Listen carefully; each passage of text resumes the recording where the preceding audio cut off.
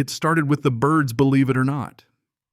Yeah, I know most folks expect a story like this to kick off with a nasty HOA letter or maybe a driveway argument. But for me, it was the birds. See, the sandpipers stopped nesting on the east ridge of the marsh just past my line. The pelicans, too, changed their flight path, drifting inland instead of hugging the tidal curve like always. When you've lived by the water as long as I have, you notice the small stuff first, little shifts that warn you something big is about to roll in. Name's Calvin Morrow.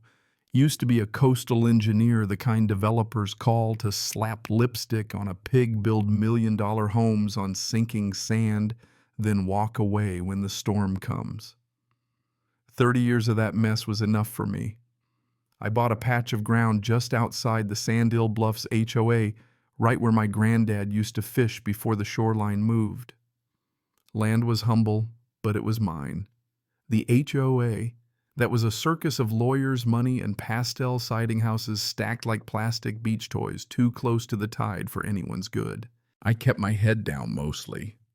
But when they invited adjacent property owners to some community waterway forum, I figured I'd show up charts and all just to make sure someone said it straight.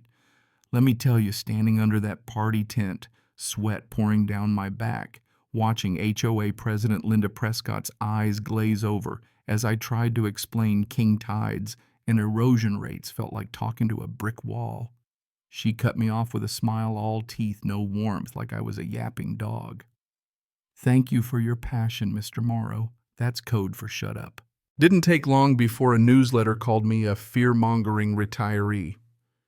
Neighbors started looking at me sideways, some outright hostile. And every month I'd watch them strip away the last bit of mangroves just for the view. They said redirect runoff straight onto my land, build eco-dunes that looked great, until the first real blow flattened them like sandcastles. I tried everything, emails, calls, even looped in a city planner I once mentored. She just sighed, told me the HOA had legal teeth and friends on every zoning board worth knowing. Then a nor'easter barely clipped the coast, didn't even make landfall. But the water crept up past anything I'd seen in a decade. The HOA shrugged it off, posted pretty drone shots on their Facebook hiding the puddles with angles and filters. But at the hardware store, folks started whispering where to get sandbags, how to install sump pumps. One mom, 2 kids in tow, asked if I thought the tide would come higher next year. I know it will, I said, and I meant it. The board wouldn't hear it, though. Sent my 28-page report back unopened, stamped refused. That's when I knew it wasn't just ignorance. It was denial. So I started prepping for the inevitable. Raised my generator, rewired the shop, reinforced the slope behind the barn, kept it quiet. Meanwhile, the HOA was hosting wine mixers, slapping coastal living banners on the last unsold lots, pouring foundations in dirt so wet it squished under your boots. It was like watching someone build a sandcastle while the tide's already turning. I kept to myself until the day they chainsawed down the mangroves, wiped out the last real buffer between those houses and the sea. The landscaping crew, just doing their job, really ripped out 100-year-old roots like they were weeds. I called the county. They promised to look into it. Nothing happened. Later, the HOA filed paperwork claiming the trees were diseased. No report, of course, just legal fog. What did happen was a smear campaign.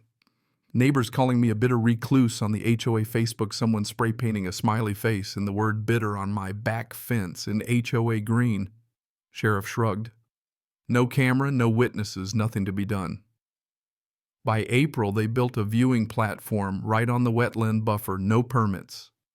Just more hardscape over what used to be a sponge. I kept filing complaints. Black hole.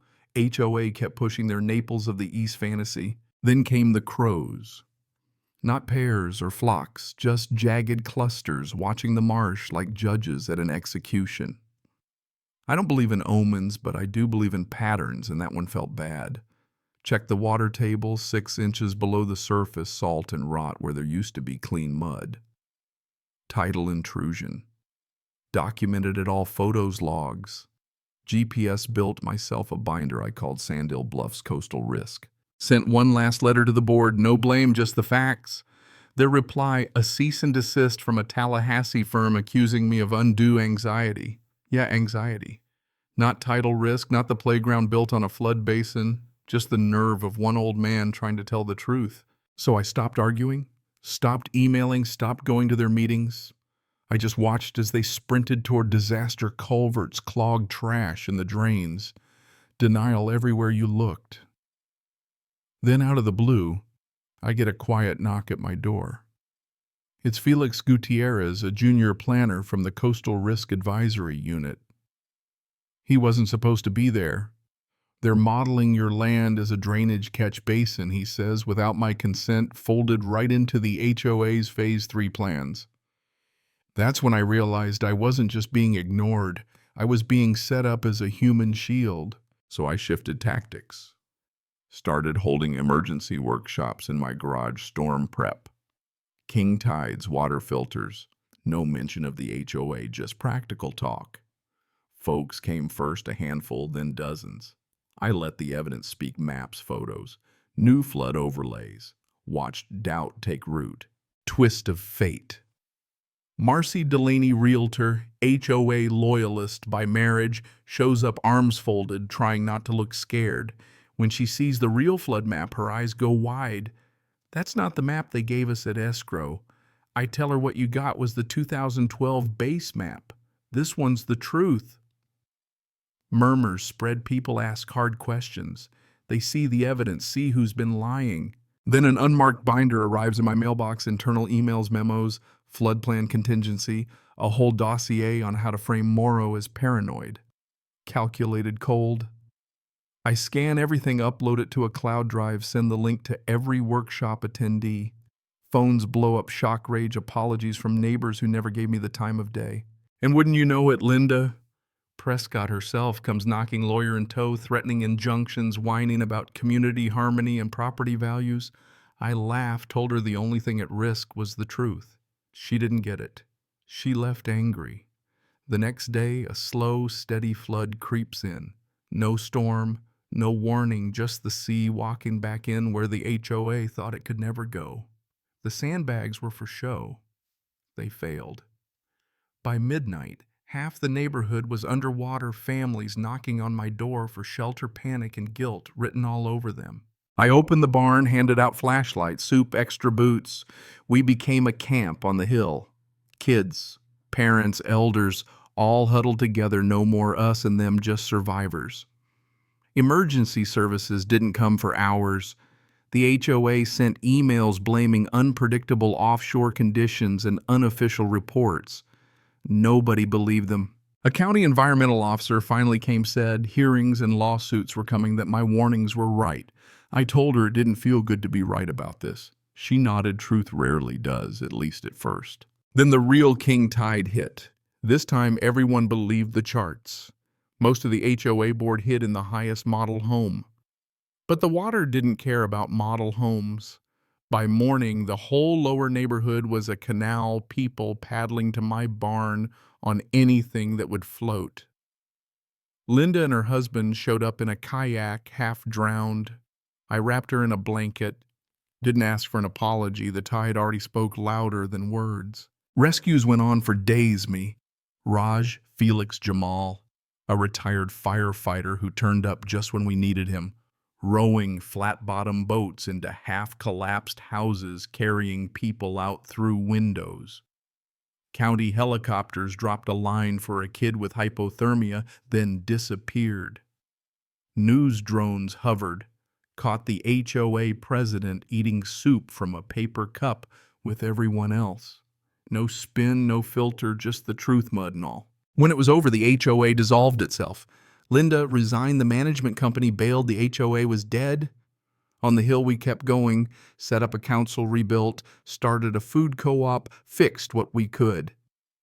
Felix got us permission for a real rebuilding plan. This time, no shortcuts, no lies, no building over floodplains for the sake of a pretty view. Linda came by one last time, quiet and tired, to thank me and say she didn't deserve forgiveness. I told her forgiveness isn't something you earn, it's a choice. She left. Months later, We found a box of tools in the donation bin, no note, but everyone knew it was from her.